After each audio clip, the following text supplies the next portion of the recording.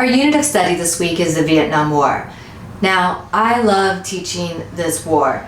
Not because I like war, but because I was part of the war. I was born there. My father was a Vietnam soldier. He met my mother there and they had me.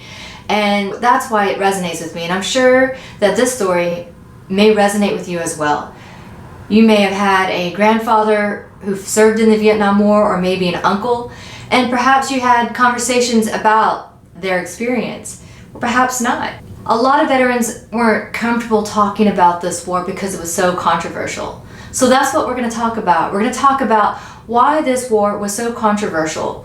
What impact did the media have on this war? Could we have won this war? And if so, should we have stayed? Right now, go ahead and title your notes Vietnam 1954 to 1975. Hi, so it's taken me a few days to figure out how to use this camera and all of this since it's the coronavirus and we're learning how to do all sorts of things in a different way. So let's get back to Vietnam, shall we? If you ask somebody like me or somebody older, why did we get involved in the Vietnam War? Most likely they'll tell you it's because South Vietnam wanted us there. They wanted us to fight communism and that we were there to help. And throughout history, that's what we pledged to do. So we've hated communism since its inception in 1917 with the Bolshevik Revolution. Why? Because it's a direct threat to capitalism. It's a direct threat to our ideology of competition and profit. Fast forward to World War II, we're fighting against the Germans and the Japanese, and one of our biggest allies is the Soviet Union. France has fallen to Germany. The only surviving country keeping democracy alive in Western Europe is Great Britain and the Soviet Union. Now the Soviets are going to do more than their fair share in this war. All that said, the Soviets, we see them as our shady friends. Now, if you take the four of us, you think of us as people who want to rob a bank. We all come up with this plan, right? The four of us, Great Britain, France, the United States, and the Soviets. We're gonna rob a bank. Now, the Soviets start acting crazy. They start shooting everyone up. We didn't plan to kill anyone, but they got us our money. So after it's all said and done, after the bank robbery, this is an analogy, maybe not a good one, we start looking at the Soviets like, man, you're crazy. And maybe, although we went in as friends, we leave out like, we don't trust you. You're a little shady. And so even though they sacrificed so much in World War II, by the end of World War II, the Soviets will become our enemy. And thus we have the Cold War. Okay? Now what you have to understand with the Cold War, we become such enemies with each other. And we're so powerful. We'll never, ever, ever fight each other directly because we're too powerful. We each have bombs that could destroy the planet 13 times over. We don't fight each other directly. We fight each other indirectly in poor brown countries, killing lots of people that probably didn't have to die. The story of Vietnam is a little bit more complicated than if they wanted communism. The first guy I'm going to introduce you to is Ho Chi Minh. Okay, so Ho Chi Minh will be the leader of the northern part of Vietnam. Now, the thing is that Ho Chi Minh was in love with America ever since he was a young man. And so we're going to go back in time a little bit, and I'm going to explain a little backstory about what Vietnam actually wanted. So Vietnam had been controlled by the French since 1887. That France was an imperialistic country. It wasn't just France, it was all of the European countries. We did the same thing. But this is the story of Vietnam. They were not kind to the Vietnamese. And that is the nature of imperialism. Whatever colony you possess, you don't treat them well, you don't see them as equals. France controls Vietnam until 1940. So what happens in 1940? You guessed it, World War II. Now France cannot keep control of Indochina, Vietnam. Indochina, Vietnam, same but different.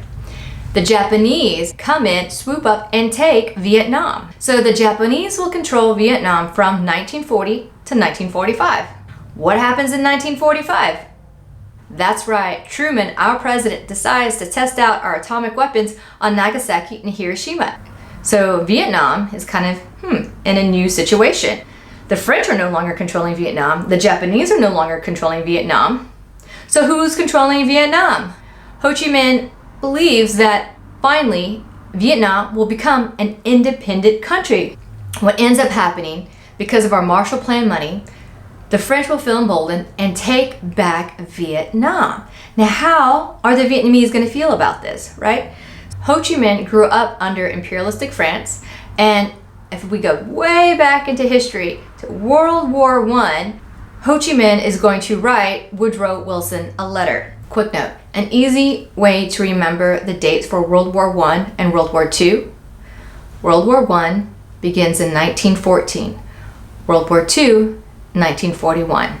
Now I understand we don't enter until 1917 in World War I, and the war actually started in 1939 in World War II, but just remember, World War I, 1914, World War II, 1941. So World War I, we had President Wilson. Now, President Wilson did not want to go into World War I. He did everything he could to avoid the United States entering into that war. But he was arrogant and naive and cocky enough to believe that he could come up with a 14-point plan to have world peace. We're not going to go over those 14 points, but there is one point that was very important that really appealed to Ho Chi Minh. And that point was self-determination. And that means that a country should be able to choose their own government. So Ho Chi Minh is going to write Wilson a letter. Ho Chi Minh, a very young man. I know right now he looks kind of old. He looks like a Vietnamese Colonel Sanders, but he was once young, as we all were. I'm paraphrasing. Basically, Mr. Wilson, I love this idea that we should choose our own government. So he's going to appeal to the Americans because he really believes Wilson's 14 points and his plan for world peace. Wilson doesn't even know where Vietnam is. And you know, most people at that time didn't. And in fact, it was called Indochina at that time anyway. Fast forward to World War II. Now, Ho Chi Minh still loves America. And in fact, he will plagiarize the Declaration of Independence. He's going to take the Declaration of Independence that Thomas Jefferson wrote and write down all men are created equal. We are declaring our independence from the French. So it just goes to show you, Ho Chi Minh respected American ideologies, American ideas of freedom and self-determination. So what should Truman do? He's got a number of options. I mean, he could ignore the letter just like Wilson did. He could maybe talk to the French and work out something saying, hey, all that money we're giving you to rebuild your country, maybe we don't give you as much if you keep bothering the Vietnamese. But is that reality? Is that what he really should do? Okay, you have to think about who's our real friend here. Do we care about the Vietnamese? Do they have anything that we have? Do they have any resources that we need? Should Truman help the Vietnamese? Or should he just leave it alone? Here's a letter from Ho Chi Minh to President Truman. Read the quotes. Write down in the discussion thread, in Blend, or in your notebook, what should Truman do and why.